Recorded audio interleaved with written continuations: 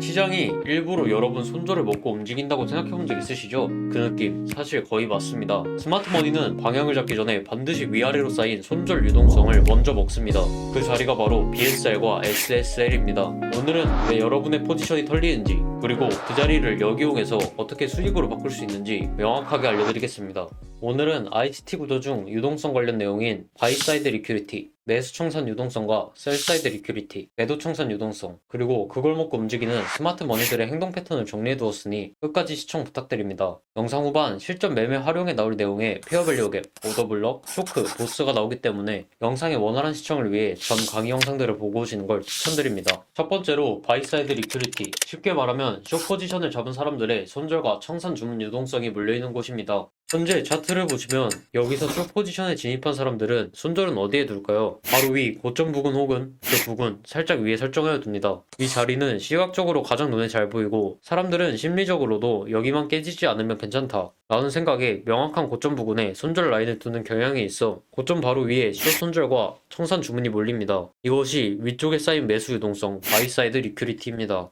반대 포지션인 셀사이드 리퀴리티도 봐보겠습니다. 셀사이드 리퀴리티도 쉽게 설명하면 롱 포지션을 잡은 사람들의 손절과 청산 주문이 모여있는 곳입니다. 현재 차트를 보시면 차트는 상승 추세 속에 있는 상황인데 여기서 롱 포지션을 들어간 수많은 트레이더들은 손절을 어디에 둘까요? 바로 아래 저점 구간에 설정하여 둔 결과 그 아래에는 수많은 매도 스탑 주문이 쌓여있게 됩니다. 이것이 아래쪽에 쌓인 매도 유동성 셀사이드 리퀴리티입니다. 그런데 왜 스마트머니 세력들은 유동성을 회수할까요? 이 부분이 핵심입니다. 스마트머니는 한 번에 큰 포지션을 넣기 때문에 상대 주문이 있어야 진입할 수 있습니다. 그럼 그 상대방이 누구냐? 바로 개인 투자자들의 손절 시장가 주문입니다. 숏 손절이 터지면 매수 청산 물량이 시장가로 쏟아지는데 그 물량을 먹으면 스마트머니는 매도 포지션을 잡기 쉬워집니다. 반대로 롱 손절이 터지면 매도 청산 물량이 시장가로 쏟아지기 때문에 스마트머니는 그 시장가 물량을 이용해 매수 포지션을 잡기 쉬워집니다. 즉 개인 투자자들의 손절은 단순 청산이 아닌 큰 자본, 기관 메이저, 유동성 공급자들의 큰 진입을 위한 연료인 셈이죠. 세력들이 자신들의 거대한 물량을 받아줄 청산 물량을 받아먹고 나면 시장에는 새로운 흐름이 따라옵니다. 개인 투자자들이 숏 포지션 진입 이후 고점 부근에 걸어둔 스탑로스를 강하게 터트린 이후 세력들은 이제 매수 유동성 BSL을 확보하였으니 자신들이 원하는 방향으로 강하게 방향을 바꾸는 모습입니다. 반대로 개인 투자자들이 롱 포지션 진입 이후 저점 부근에 걸어둔 스탑로스를 세력들은 전저점보다 더 길게 꼬리를 남기며 터트린 이후 매도 유동성 SSL을 확보하고 자신들이 원하는 방향으로 강하게 방향을 바꾸는 모습입니다. BSL과 SSL은 단순히 손절이 몰린 자리이기도 하지만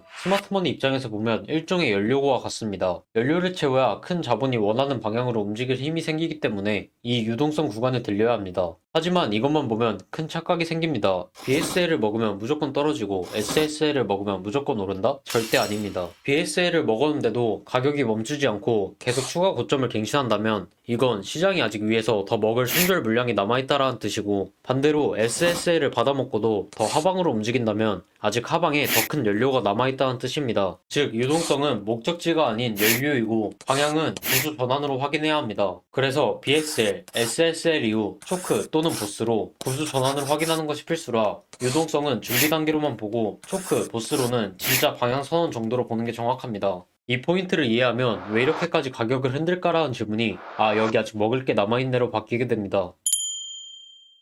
먼저 페어밸류 갭. 처음엔 정말 어렵게 들리죠? 그냥 쉽게 말하자면 시장이 너무 한쪽으로 급하게 움직였을 때 생기는 빈 공간이에요. 예를 들어 볼게요. 갑자기 매수세가 몰리면 캔들이 팍 치고 올라가잖아요. 그 순간에는 공정한 거래가 이루어지지 못해요. 그래서 빈자리, 즉 페어밸류 갭, 공정가 갭이 생기는 겁니다. 이 구간 보이시죠? 캔들이 급하게 올라가서 중간이 비어 있습니다. 캔들 3개 기준으로 첫 번째 캔들 고점이 세 번째 캔들 저점을 덮지 못하였을 때 발생합니다. 시장 참여자들은 나중에 그 빈 구간을 다시 테스트하려고 내려옵니다. 이걸 한두 번 직접 백테스트 해보면 시장이 균형을 찾기 위해 빈자리를 메우러 가는구나 하게 돼요. 다음은 오더블럭입니다. 오더블럭은 유동성 공급 구간입니다. 쉽게 말하자면 큰 돈이 실제로 들어간 자리입니다. 상승 전에 마지막으로 눌렸던 자리 혹은 하락 전에 마지막으로 튄 자리, 거기가 바로 오더블럭이에요. 보이시죠? 하락 캔들 이후 강한 상승이 나오면서 상승 오더블럭이 형성되었습니다. 큰 돈이 들어가 있기 때문에 나중에 그 가격이 다시 오면 같은 가격대에서 거래가 다시 활발해지는 경향이 있어 오더블럭은 지지 혹은 저항으로 작용하기도 합니다. 이게 리테스트입니다. 그럼 이제 우리는 알 수 있습니다. 아, 이 자리는 돈이 많이 들어온 자리여서 기관이 방어하려는 자리구나. 여기서 진입해도 되는 근거가 되겠구나를요. 여러분, 차트를 보다 보면 캔들이 빠르게 움직일 때 생기는 갭들이 유난히 눈에 띄실 겁니다. 우리가 흔히 보는 그 페어밸류 갭. 근데 가끔 페어밸류 갭은 지지나 저항을 하지 못하고 반대 방향으로 가는 경우가 있어 손절이 나가는 경우가 꽤 있으실 겁니다. 그건 페어밸류 갭의 반대 개념인 인버스 페어밸류 갭을 몰랐기 때문입니다. 오늘은 바로 이 두 가지 갭이 시장 안에서 어떤 구조로 만들어지고 어떤 의미를 가지는지, 그리고 왜 이 두 개념을 함께 보면 가격의 흐름이 훨씬 더 명확하게 해석되는지 차근차근 설명드리겠습니다. 바로 페어밸류 갭과 인버스 페어밸류 갭의 구조를 함께 이해하는 과정을 준비했습니다. 이번 영상에서는 페어밸류 갭이 어떻게 형성되고 그 안에 어떤 유동성이 쌓이는지, 그리고 인버스 페어밸류 갭이 어떤 방식으로 반대로 작동하며 시장 해석에 왜 중요한지 명확히 정리해드리겠습니다. 먼저 페어밸류 갭을 다시 짚고 넘어가겠습니다. 페어밸류 갭은 단순 캔들 사이가 비어 보이는 구간이 아니라 가격이 너무 빠르게 움직이면서 그 구간에서 매수 혹은 매도 주문이 제대로 충돌하지 못한 상태를 의미합니다. 즉, 페어밸류 갭은 가격이 지나치게 빠르게 가버린 탓에 거래가 비어있는 구간, 쉽게 말해 시장이 스킵했던 가격대입니다. 이 구간에는 당시 체결되지 못한 주문의 잔여, 불균형 자체가 그대로 남습니다. 그래서 시장은 시간이 지나면 균형을 맞추기 위해 다시 그 구간을 확인하려는 성질을 보입니다. 그럼 비어버린 구간에는 어떤 유동성이 존재하고 있을까요? 페어밸류 갭 내부에는 단순히 공백이 존재하는 것이 아닌 당시 체결되지 못한 주문들의 미충족 유동성이 남아 있습니다. 급격한 상승 중에 만들어진 페어밸류 갭이라면 그 자리에는 매수세가 지나치게 강해 정상적으로 체결되지 못한 매도 주문들이 존재할 겁니다. 매수는 시장가로 들어오지만 그걸 받아줄 매도는 충분히 체결되지 못하여 주문의 빈자리가 남습니다. 하락하면서 만들어진 페어밸류 갭이라면 매도세가 지나치게 강한 반면 그걸 받아줄 매수 물량이 충분하지 못해 체결되지 못하여 빈자리가 남는 겁니다. 즉, 상승하면서 만들어진 페어밸류 갭이라면 그 자리에는 체결되지 못한 매도 물량이 남아있어 가격이 다시 돌아오면 그 매도 주문들이 뒤늦게 체결되며 반등을 일으켜 지지처럼 작용하는 것이고, 반대로 하락 중에 만들어진 페어밸류 갭이라면 그 자리에 체결되지 못한 매수 물량이 남아있어 가격이 다시 돌아오면 그 매수 주문들이 저항처럼 작용하면서 가격을 다시 밀어내는 힘이 되는 겁니다. 그래서 세력들은 가격을 밀어내며 생긴 유동성 풀을 확보하기 위해 나중에 다시 그 가격을 채우러 오는 겁니다. 이제 페어밸류 갭을 다시 한번 설명드렸으니 심화 과정인 C 중앙값에 대해 알아보겠습니다. 페어밸류 갭은 전체도 중요하지만 그 안에서도 C는 가장 민감하게 반응하는 핵심 지점입니다.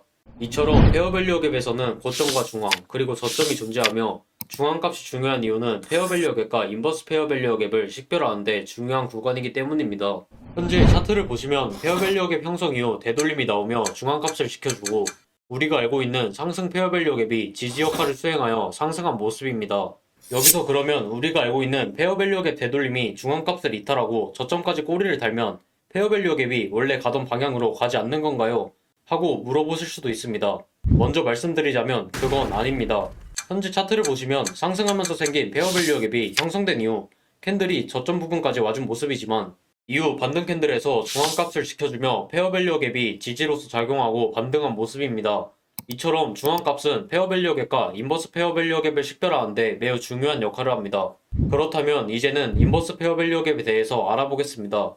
현재 차트를 보시면 상승형 페어밸류 갭이 형성된 이후 중앙값을 지켜주는 모습을 보이는데, 이제 우리는 이미 알고 있습니다. 페어밸류 갭 되돌림이 중앙값을 지켜줬으니 원래 가던 방향대로 갈 것이라는 걸요.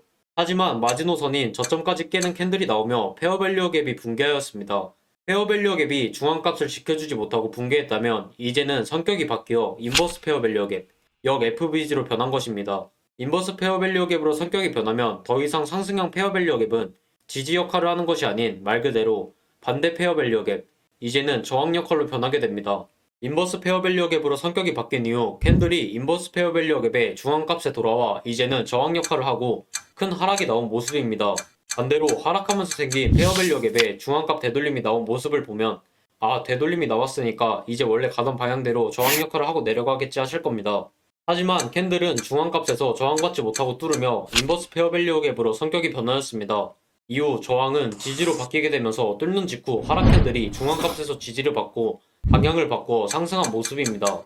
이처럼 페어밸류 갭 되돌림이 왔을 때 중앙값에서 제 역할을 하냐 안 하냐의 차이가 방향성을 다르게 하고 페어밸류 갭을 바꾸기 때문에 중앙 50% 구간을 중요하게 보는 겁니다. 왜 항상 내가 사면 고점일까요? 이 구간에서 사면 굳이 버티지 않아도 되고 굳이 물리지 않아도 됩니다. 싼 가격에 사고 비싼 가격에 파는 이 너무나 당연한 원리. 그런데도 많은 분들은 이 구간을 전혀 사용하지 않습니다.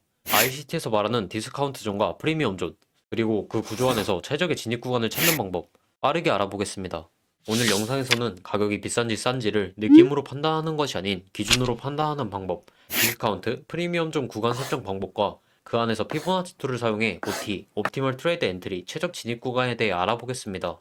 시장에서는 비싼 곳에서는 팔고 싼 곳에서는 사죠. 이걸 차트 기준으로 나눈 게 프리미엄 디스카운트 존이며 기준은 하나의 스윙입니다. 스윙 로우와 스윙 하이를 하나의 범위로 잡으며 피보나치 툴을 꺼내 이 두 지점을 기준으로 50%, 0.5를 중심으로 나눕니다. 이처럼 위 50% 구간은 프리미엄 존으로 가격이 비싸다고 판단되는 구간이고 아래 50% 구간은 디스카운트 존으로 가격이 싸다고 판단되는 구간으로 이 스윙 기준에서 유리한 쪽이 어디냐를 보는 거예요. 세력은 원하는 방향을 만들기 위해 매집을 해야 하는데 비싼 가격에서 매집을 하고 싼 가격에서 물량을 던질까요? 세력은 프리미엄 존, 즉 비싼 가격대에서 매수를 하는 것보다 하단 평균이나 디스카운트 존에서 매수하는 게 훨씬 리스크가 적을 겁니다.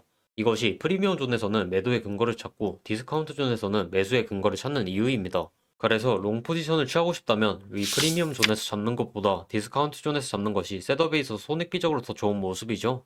반대로 숏 포지션을 취하고 싶다면 디스카운트 존에서 잡는 것보다 프리미엄 존에서 잡는 것이 셋업에 있어 손절은 짧고 익절은 길게 가져갈 수 있는 손익비 좋은 셋업을 구상할 수 있게 됩니다.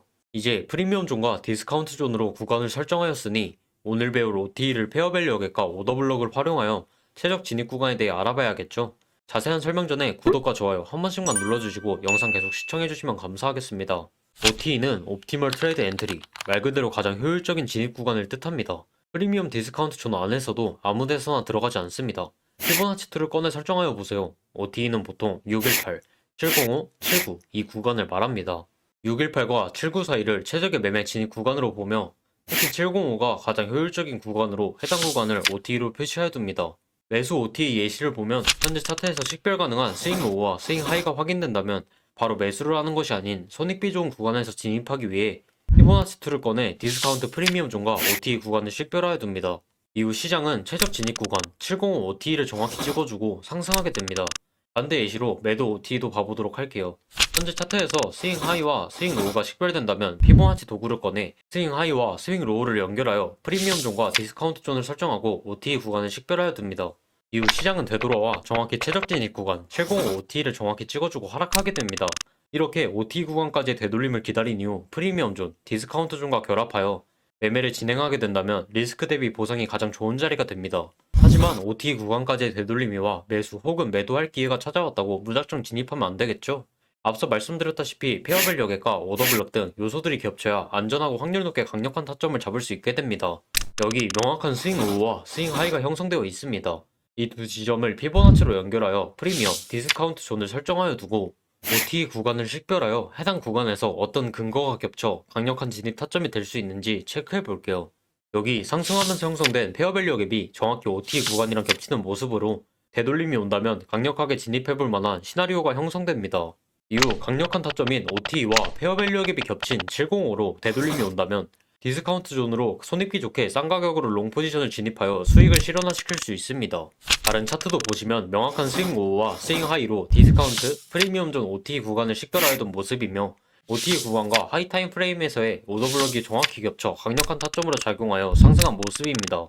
진입 이후 익절은 이전 고점이나 큰 틀에서의 고점, BSL 유동성 수익까지 생각하여 이전 고점에 걸어두어 분할 매도로 수익화를 실현할 수 있습니다. 매수 OT 강력한 타점 잡는 법을 알아봤으니 이번에는 매도 OT 강력한 타점 잡는 법을 알아보겠습니다. 현재 차트를 보시면 스윙 하이, 스윙 로우가 명확히 식별이 되면 프리미엄, 디스카운트 존과 OTE를 피보나치 툴을 꺼내 작동하여 놓고 OTE 구간 되돌림이 왔을 때 강력한 타점을 잡기 위해 근거를 찾아보면 하이타임 프레임에서 오더블럭이 겹치는 모습으로 해당 구간까지의 되돌림을 기다립니다. OTE 구간과 오더블럭에서 정확히 저항을 받는 걸 확인함과 동시에 숏 포지션에 진입할 수 있습니다. 이후 시장은 강하게 하락하며 수익화를 실현할 수 있습니다. 이처럼 OTE가 최저거래 매매 구간이라고 무작정 진입하는 것이 아닌 그 구조 안에서 다른 요소들과 결합하여 강력한 타점으로서 안전하게 사용해야 합니다. 하이타임 프레임 방향 확인, 스윙 고점, 저점 설정, 프리미엄 디스카운트 구분, 포지션 시나리오, OT 도달 여부 확인, 오더블럭, 페어밸류 어갭 등 반응 확인 진입. 이런 순서대로 근거 하나만 보고 찍는 것이 아닌 전략을 구상하여 매매를 진행하여야 하죠. 많은 분들이 페어밸류 어갭을 공부하고 차트에 박스를 그립니다. 하지만 결과는 제각각이죠. 어떤 분은 페어밸류 어갭 덕분에 인생 타점을 잡았다고 하고, 어떤 분은 페어밸류 어갭은 다 뚫리는 쓰레기 기법이라고 말합니다. 왜 이런 차이가 발생할까요? 그건 여러분이 페어밸류 어갭이라는 지점에만 집중하느라 그 자리가 만들어지기까지의 서사를 놓쳤기 때문인데요. 이 영상을 다 보시면 차트는 더 이상 랜덤한 선이 아니라 세력이 남긴 정교한 설계도로 보이실 겁니다. 오늘 우리가 다룰 확률 높은 FVG의 설계도의 순서는 이렇습니다. 연료의 확인, 의지의 표출, 가치의 평가, 정밀한 실행. 이 4단계 순서대로 확률 높은 FVG를 차트에서 찾아볼 겁니다. 첫 번째 단계는 유동성이에요. 페어밸류의 박스를 찾기 전에 가장 먼저 눈을 돌려야 할 곳은 바로 직전의 고점이나 저점으로, 가격이 위로 강하게 쏘아 올리기 위해서는 반드시 유동성, 즉 연료가 필요하죠. 저점이 형성된 이후 롱 포지션을 잡은 사람들의 손절은 이전 저점이나 저점 살짝 아래에 설정하여 두는 경향이 있습니다. 세력은 덩치가 커서 아무 때나 물량을 살 수가 없기 때문에 개미들의 손절 물량을 연료 삼아 자신들의 원하는 방향으로 나아갑니다. 그래서 차트를 보시면 본격적인 상승 전 이전 저점 SSL을 꼬리로 툭 하고 건드리는 움직임이 포착될 거예요. 이때가 바로 세력이 물량을 사는 타이밍이며 바로 우리가 알고 있어야 할 유동성 수입입니다. 연료가 없는 차가 멀리 갈 수 있을까요? 불가능하죠? 이 과정이 없으면 세력은 아직 물량을 다 못 채운 거기 때문에 저는 수입 없는 FVG는 확률 높다고 보지 않습니다. 아, 세력이 개미를 털었구나, 연료가 채워졌구나 하는 확신이 들 때 그때가 비로소 분석의 시작점인 거죠. 연료를 채웠다면 이제 엔진을 펴고 달려야겠죠? 여기서 두 번째 단계, 시장 구조의 붕괴, MSS, 마켓 스트럭처 시프트가 등장합니다. 자세한 설명 전에 구독과 좋아요 한 번씩만 눌러주시고 영상 계속 시청해주시면 감사하겠습니다. 차트를 보시면 방금 저점을 깼던 가격이 갑자기 태세 전환을 하여 직전의 고점을 향해 맹렬하게 달려가는 모습이죠. 캔들이 찔끔찔끔 올라가는 게 아니라 장대 항봉으로 시원하게 올려 시장의 성격이 변하였음을 선포해야 하며, 캔들 몸통이 이전 고점을 뚫어 종가 마감을 해주어야 MSS가 컨펌되게 됩니다. 여기서 중요한 건 속도와 힘으로 이러한 급격한 가격 변이를 저희는 디스플레이스먼트라고 부릅니다.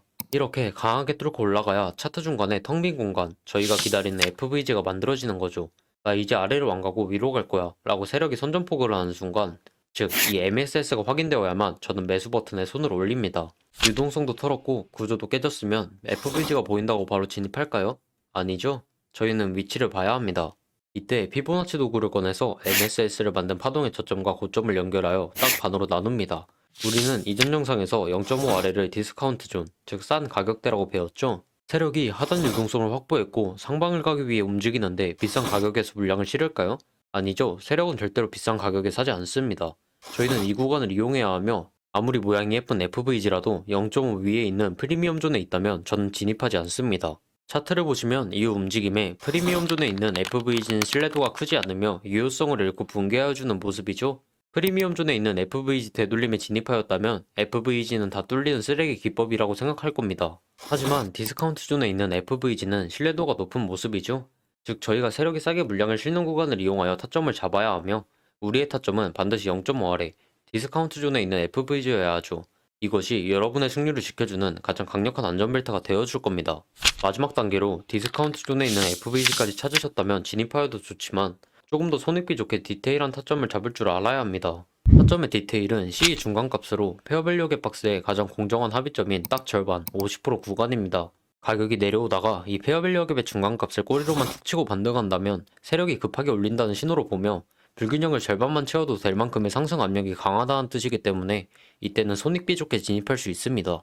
되돌림에 이러한 디테일을 더해 진입한다면 페어밸류 갭 덕분에 인생 타점을 잡았다며 환호할 것이며, 저희는 이전 고점이나 다음 유동성 풀을 목표로 수익화를 실현할 수 있습니다.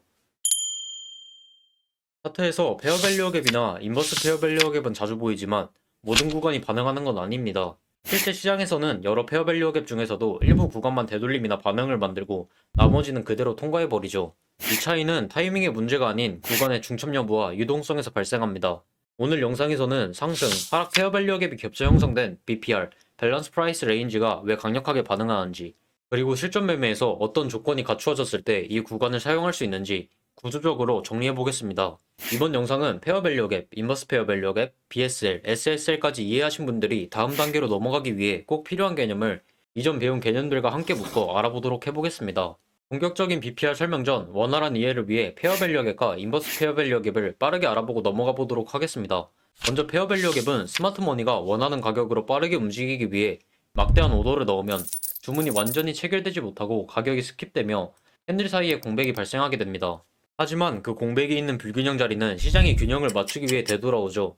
보이시는 차트처럼 상승형 페어밸류 갭 같은 경우 스마트머니가 원하는 상승을 만들기 위해 스킵되어 공백이 남아있는 거래까지 체결시키기 위해 시장이 되돌아온다면 미처 체결시키지 못한 거래까지 오더를 넣으며 페어밸류 갭이 지지처럼 작용하고 상승하게 됩니다. IFVG는 FVG가 뚫리면 인버스, 즉 성격이 180도 변하여 지지 역할을 해야 하는 상승형 FVG가 저항으로서의 역할을 수행하게 된다고 전 강의 영상에서 말씀드렸죠. 현재 차트를 보시면 지지를 받았어야 할 상승형 FVG가 뚫려 인버스되어 IFVG로 변하는 모습입니다. 이후 시장은 IFVG로 되돌아와 이제 지지가 아닌 저항으로서의 역할을 수행하여주고 하락하는 모습이죠. 반대로 하락형 FVG라면 저항으로서의 역할을 수행하여 주었어야 하지만 가격이 크게 상승하여 붕괴한 이후 인버스, 즉 성격이 변하여 IFVG가 되었습니다. 이후 해당 하락형 FVG는 더 이상 저항의 역할이 아닌 지지의 역할을 하고 상승하는 모습이죠. 이처럼 FVG 형성 과정과 되돌아오는 이유, 그리고 정반대의 성격을 가진 IFVG 개념을 다시 한번 빠르게 알아봤으니 이제는 이 영상의 핵심 주제인 BPR에 대해 알아보도록 하겠습니다. BPR은 밸런시드 프라이스 레인지로 가격이 균형을 이루고 있는 구간을 뜻합니다. 차트를 보시면 가격이 급하게 상승하면서 상승형 FVG가 형성되는 모습이죠. 하지만 다음 캔들에서 급격하게 하락하면서 하락형 FVG가 발생하며 기존에 형성되어 있던 상승형 FVG는 붕괴하여 IFVG로 변하게 됩니다. 이렇게 양방향 FVG가 겹치게 된다면 그 구간을 BPR로서 컨펌할 수 있게 되죠. 이렇게 양방향 FVG가 컨펌되어 BPR이 형성된다면 이후 시장은 되돌아와 해당 구간에서 강력한 저항을 받게 됩니다. 그러면 왜 BPR은 FVG보다 강력하게 보느냐? 말 그대로 밸런시드 프라이스 균형 가격으로 위쪽 미체결 불균형이 존재하고 아래쪽에도 미체결 불균형이 존재하게 된다면 시장은 균형을 맞추기 위해 양쪽을 동시에 관리할 수 있는 중앙 구간으로 끌려오며 해당 범위가 바로 BPR이 되는 거죠. 즉 위로 가면 아래 불균형이 남게 되고 아래로 가면 위 불균형이 남게 되며 시장은 둘 다 불균형을 남기지 않기 위해 가장 효율적인 위치 BPR로 가격을 회수하는 겁니다. 해당 차트도 보시면 기존 존재했던 붕괴한 IFVG는 이제 저항으로서 작용할 것이고 이후 만들어진 하락형 FVG는 원래 저항으로서의 역할을 수행하게 되며 되돌아왔을 때 저항과 저항이 겹치게 되었으니 BPR 구간에서 강력한 저항으로서 시장이 반응하게 되는 겁니다. 이제 약세 BPR이 아닌 강세 BPR 차트로 넘어가 보도록 하겠습니다. 현재 차트를 보시면 하락하면서 형성된 하락형 FVG가 컨펌되어 있죠. 하지만 다음 캔들에서 강력한 양봉으로 하락형 FVG가 붕괴하여 IFVG로 변함과 동시에 강력한 양봉을 만들면서 생긴 상승형 FVG가 형성되어 두 FVG가 겹치게 되어 BPR을 형성하게 되는 모습입니다. 이렇게 양방향 FVG가 컨펌되어 BPR이 형성되고 이후 시장은 되돌아와 해당 구간에서 강력한 지지를 받게 되며 해당 차트도 마찬가지로 기존 존재했던 붕괴한 IFVG는 이제 지지로서 작용할 것이고 이후 캔들에 만들어진 상승형 FVG는 원래 지지로서의 역할을 수행하게 되며 되돌아왔을 때 지지와 지지가 겹치게 되었으니 BPR 구간에서 강력한 지지로서 시장이 반응하게 되는 겁니다. 이렇게 강세 BPR과 약세 BPR을 알아보았는데 이 구조에서 가장 중요하게 봐야 하는 포인트가 존재합니다. 약세 BPR인 경우 BPR 형성 전 숏포지션 손절을 걸어두었을 BSL에게 유동성 수입이 동반되었는지를 확인해야 BPR 중에서도 매우 확률 높은 유효한 구조로 컨펌할 수 있게 됩니다. 반대로 강세 BPR인 경우 BPR 형성 전 롱 포지션이 손절을 걸어두었을 SSL에게 유동성 수입이 동반되었는지를 확인하여 확률 높은 유효한 BPR 구조인지 확인해야 할 필요가 있죠. 차트를 보시다 보면 분명 오더블럭이라고 생각해서 진입했는데 뚫려버리는 경우 이때 대부분은 오더블럭이 깨졌다고 바로 손절합니다. 근데 문제는 그 오더블럭이 깨지면 성격이 변한다는 거 알고 있으셨나요? 오늘 영상에서는 오더블럭과 완전히 성격이 다른 브레이크 블럭에 대해 정리해볼 겁니다. 이걸 알면 뚫려서 손절 나가고 관망하시는 것이 아닌 더 중요한 새로운 진입 타점을 찾을 수 있게 되실 거예요. 이번 영상은 오더블럭 심화편, 오더블럭의 성격 변화, DB, 브레이크 블럭이라는 개념을 알아보겠습니다. 먼저 오더블럭부터 간단히 짚고 넘어가겠습니다. 오더블럭은 가격이 갑자기 방향을 바꾸기 전에 거래가 집중됐던 구간을 말합니다. 시장에서 큰 자금을 움직이는 주체들은 규모가 너무 크기 때문에 시장에 그대로 주문을 던지면 가격이 밀리게 됩니다. 그래서 그들은 가격을 의도적으로 멈추게 만들고 그 구간에서 유동성을 모은 뒤 방향성을 확정합니다. 이때 발생한 비정상적인 체결 밀집 구간이 차트의 흔적으로 남아 우리가 말하는 오더블럭이 됩니다. 스마트머니는 오더블럭 구간에서 가능한 많은 거래를 처리하지만 그 자리에서 모든 포지션이 완벽하게 정리되지는 않습니다. 가격이 강하게 한 방향으로 움직일 때도 이전에 사용했던 포지션 일부가 남아있기 때문에 시장은 그 가격대를 그냥 지나치지 않고 다시 되돌아오죠. 이 되돌림은 단순한 추세 약화가 아니라 남아있는 포지션을 정리하고 새로운 방향성을 확립하기 위한 과정입니다. 오더블럭에서 가격이 멈추거나 반응하는 이유도 바로 여기에 있으며 그 구간은 단순한 지지나 저항이 아니라 시장에서 가장 큰 자금이 다시 한번 선택을 내리는 자리입니다. 오더블럭이 뚫린다면 성격이 변하여 비비가 되며 지지는 저항으로, 저항은 지지로서의 역할을 수행하게 됩니다. 현재 차트를 보시면 하락 캔들 이후 강한 상승이 나오며 오더블럭이 컨펌되고 지지받는 걸 확인한다면 저희는 이 오더블럭이 지지의 역할을 수행해주며 상승할 것임을 알고 있습니다. 하지만 이후 하락이 강하게 나오면서 뚫려버린 이 오더블럭은 사라지는 것이 아닌 브레이크 블럭이 되며 해당 블럭은 더 이상 지지의 역할이 아닌 저항의 역할로 성격이 변하게 됩니다. 이때 중요한 포인트는 해당 오더블럭을 깨기 전 고점을 높여 BSL, 매수층 유동성을 회수한 뒤에 나타나는지 확인해야 확률 높은 유효한 오더블럭을 컨펌할 수 있습니다. 브레이크 블럭으로 성격이 변한 이후 해당 구간의 되돌림에서 지지가 아닌 저항의 역할을 하고 하락하는 모습이죠. 그럼 반대의 시도 봐보도록 하겠습니다.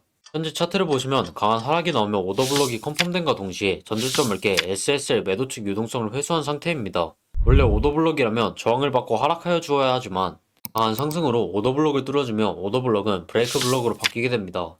이후 시장은 브레이크 블럭이 되돌아와 더 이상 저항이 아닌 지지의 역할을 완벽히 수행하여주고 상승하는 모습이죠. 현재 설명드린 차트도 보면 유동성을 회수를 하였기 때문에 브레이크 블럭이 확률 높은 유효한 구조로 작용하였습니다. 전설 속의 동물 유니콘. 이 신비한 동물은 상상 속에만 존재한다고 믿어집니다. 하지만 ICT의 세계, 특히 스마트머니가 지배하는 이 차트 속에서 유니콘은 실존하며 그 유니콘을 발견하는 순간 저희에게 가장 강력한 타점을 안겨줍니다. 많은 분들이 ICT 매매법을 공부하다 보면 수많은 PDRA를 접하게 됩니다. 오더블럭, 페어밸류 갭, 브레이커 등등. 각각의 개념은 훌륭하지만 이것들이 하나로 묶여 강력한 시너지를 내는 구간을 찾는 것은 또 다른 영역이죠. 각각의 개념만 보느라 정작 가장 강력한 한 방을 놓치면 안 되겠죠?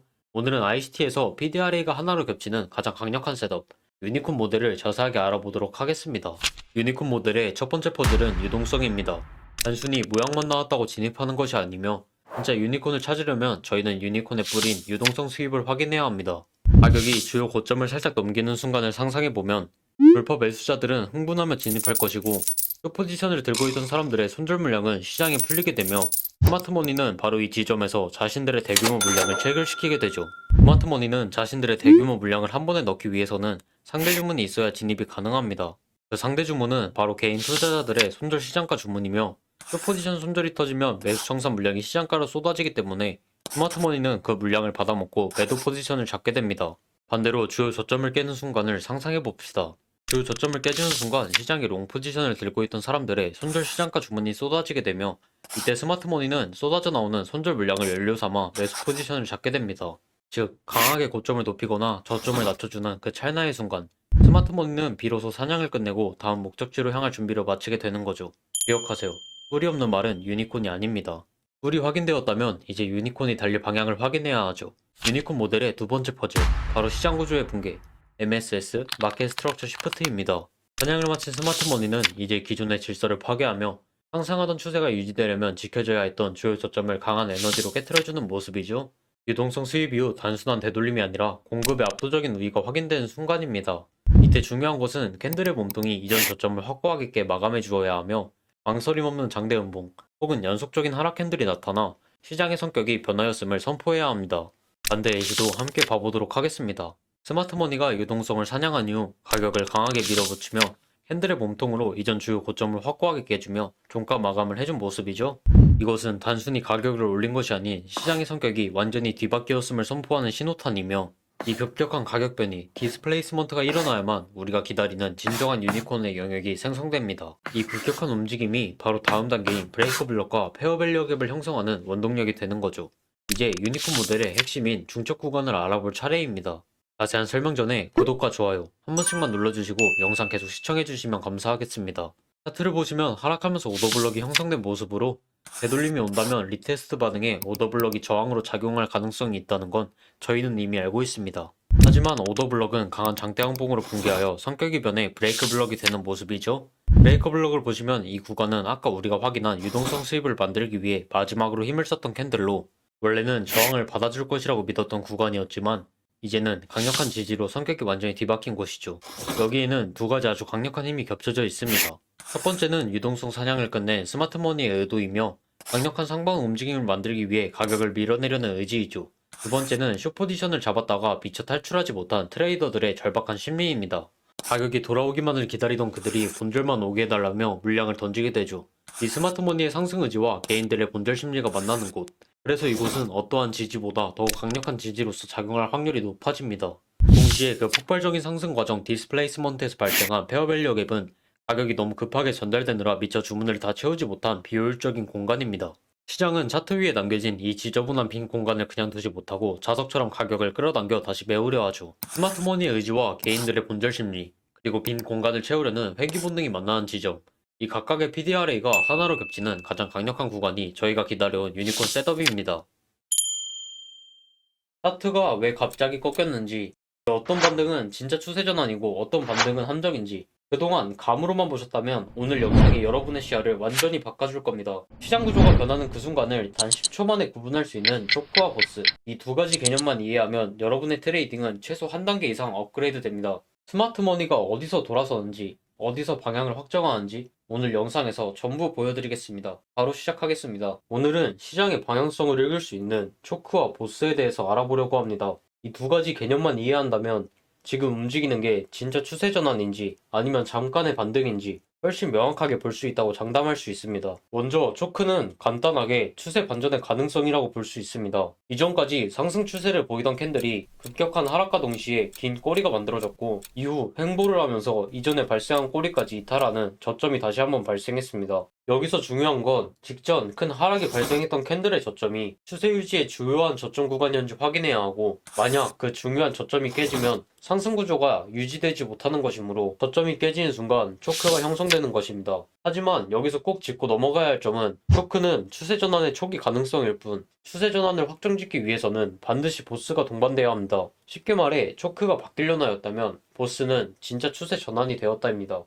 보스를 간단하게 이해시켜드리자면 추세가 유지되는 상황에서 이전 고점 혹은 저점이 갱신되는 구간입니다. 추세 전환이 일어난 후 상승하는 중에 이전 고점을 뚫으며 새로운 고점을 형성하는 것을 보스라고 하며, 차트에서 보시는 것과 같이 보스가 발생한 이후 상승 추세가 확정되어 이후 상승을 한 모습입니다. 반대로 하락 중에는 이전 스윙 저점을 돌파해야 합니다. 현재 차트에서 중요한 하락 꼬리가 깨지며 초크가 발생한 이후 중요한 저점들을 부수며 보스가 확정되는 것인데, 보시는 것과 같이 하락 추세로 완벽하게 전환된 이후 메이저 보스가 3번이나 발생한 모습입니다. 여기서 핵심은 캔들이 몇 개 튀어올랐다고 보스가 아닙니다. 보스가 성립되려면 명확한 스윙 포인트인 의미 있는 캔들 구조를 돌파해야 합니다. 보스는 기존 추세 유지, 구조 확정, 방향성에 대한 가장 신뢰도 높은 정보입니다. 차트를 보시다 보면 이런 경험 한 번쯤 있으셨을 거예요. 고점을 분명히 넘겨왔는데 다시 떨어지고, 저점을 깼는데도 아무 일 없다는 데 다시 올라오죠. 그럴 때 보통 이런 생각이 듭니다. 이 정도면 방향이 바뀔만 하지 않을까? 그런데 시장은 아무렇지도 않게 다시 원래 자리로 돌아옵니다. 오늘은 왜 이런 일이 생기는지, 그리고 어디까지가 연료만 채운 움직임이고 어디부터가 진짜 방향 전환인지, 이전 영상에서 배운 BSL, SSL, 그리고 오늘 배울 CISD 이 세 가지를 묶어서 정리해보려고 합니다. 이 영상이 끝나면 지금 보는 이 움직임이 가짜 전환인지 진짜 출발인지 차트에서 바로 구분하실 수 있을 겁니다. 이번 영상은 CISD를 단독으로 설명하는 게 아니라 유동성과 같이 봤을 때 실전에서 방향성을 어떻게 쉽게 판단할 수 있을지에 초점을 두었습니다. 시작하기에 앞서 BSL과 SSL을 다시 한번 매우 간략하게 알아보도록 해볼게요. 먼저 BSL입니다. 현재 차트를 보시면 하락 추세인 시장에서 개인 투자자들이 숏포지션에 진입을 하면 손절을 어디에 둘까요? 고점이나 고점 부근에 설정해야 되죠. 이후 스마트머니가 자신이 원하는 방향으로 가기 위해 개인 투자자들이 걸어둔 손절 물량들을 받아먹고 나서 방향을 바꾸는 모습입니다. 이것이 고점 위에 쌓여있는 매수 스탑 주문 바이사이드 리큐리티입니다. 반대로 SSL은 롱 포지션에 들어간 개인 투자자들이 손절을 걸어두었을 지점이에요. 스마트머니가 원하는 상승을 만들기 전 개인 투자자들의 롱 포지션 손절 유동성을 받아먹고 나서야 방향을 바꾸는 모습이죠. 이것이 저점 아래 쌓여있는 매도 스탑 주문 셀사이드 리큐리티입니다. 이걸 조금 더 쉽게 설명드리면 BSL은 위쪽 주유소이고 SSL은 아래쪽 주유소인데, 스마트머니가 자신이 원하는 방향을 만들기 위해 위쪽과 아래쪽 주유소를 향해 연료를 채우고 나서야 출발한다고 보시면 이해가 빠르실 겁니다. 하지만 연료를 채웠다고 무조건 방향을 바꾸는 건 아니죠. 출발이 아니라 연료만 채운 상태일 가능성 또한 존재합니다. 그래서 필요한 개념이 CISD, Change in State of Delivery입니다. 직역하면 가격이 전달되는 상태가 바뀌었다라는 뜻이죠. CISD는 가격이 전달되는 상태가 정말로 바뀌었는지를 보는 기준이에요. 현재 차트를 보시면 상승 추세 속에 롱 포지션을 들어간 사람들이 손절을 걸어두었을 저점을 완전히 깨주며 스마트머니가 유동성 수입 이후 원래 가려던 방향으로 가려는 모습이에요. 이렇게 유동성 수입을 함과 동시에 이전 음봉이 연속적으로 나타났다면 이후 양봉이 음봉의 시가 위에서 마감되는 경우 CISD를 컨펌할 수 있습니다. 여기서 중요한 건 CISD를 컨펌하기 위해서 음봉과 양봉의 개수는 상관이 없습니다. 반대로 현재 차트를 보시면 상방의 전고점보다 꼬리를 더 길게 넘겨주며 매수 유동성 수입을 해주었죠. 유동성 수입 이전 캔들이 연속적으로 양봉이 나타나고 이후 음봉이 양봉의 시가 아래에서 마감하는 경우 이렇게 CISD를 컨펌할 수 있습니다. 이처럼 CISD는 유동성을 흡수한 이후 스마트머니가 원래 방향대로 가기 위해 반대로 전환되는 지점을 포착하는 매매법입니다. CISD를 어떻게 컨펌하는지 알아봤으니 이후 어떻게 시장이 변하는지 차트를 봐볼게요. 스마트머니가 BSL 매수 유동성을 확보하고 음봉이 양봉의 시가 아래에서 마감하며 CISD가 컨펌된 이후 시장은 되돌아와 CISD에서 저항을 받아주고 이제서야 정말 스마트머니가 원하는 하락 방향으로 시장이 완전히 변하였습니다. 반대로 스마트머니가 SSL 매도 유동성을 확보한 이후 양봉이 음봉의 시가 위에서 마감되며 CISD가 컨펌되는 모습이죠. 이후 시장은 되돌아와 CISD에서 지지를 받아주고 스마트머니가 원래대로 가려던 방향으로 강하게 방향을 바꾸는 모습입니다. 이렇게 보통 CISD 이후에는 되돌림이 한 번 더 나오는 경우가 있습니다. 오늘 준비한 ICT 알고리즘 총정리는 여기까지입니다. 워낙 방대한 물량이라 이론 위주로 요약했지만 진짜 중요한 건 이 도구들을 통해 실제 차트에서 어떻게 매매할 수 있느냐입니다. 그 구체적인 활용법과 타점 복귀는 지금 화면에 보이는 영상들에 더 깊이 있게 전부 녹여냈습니다. 제가 많은 고민 끝에 기록해온 영상들인 만큼 분명 여러분의 관점을 넓히는데 큰 도움이 될 겁니다. 더불어 이런 기법들을 활용한 실시간 대응 전략과 차트 해석은 텔레그램 채널에서도 꾸준히 공유해드리고 있습니다. 영상 아래 고정 댓글 링크를 통해 저의 관점을 실시간으로 확인해 보시기 바랍니다. 세상에 완벽한 정답을 제시하는 매매법은 없습니다. 다만 오늘 배운 내용들을 통해 여러분만의 확고한 기준을 세울 수 있다면 그 원칙이 쌓여 결국 시장에서 살아남는 실력이 됩니다. 중요한 건 기법 그 자체가 아니라 그 기법을 대하는 여러분의 일관된 기준입니다. 오늘 이 영상이 여러분만의 단단한 매매 원칙을 세우는 시작점이 되시길 바라며 영상이 도움이 되셨다면 구독과 댓글, 좋아요 한 번씩만 부탁드리겠습니다. 시청해주셔서 감사합니다.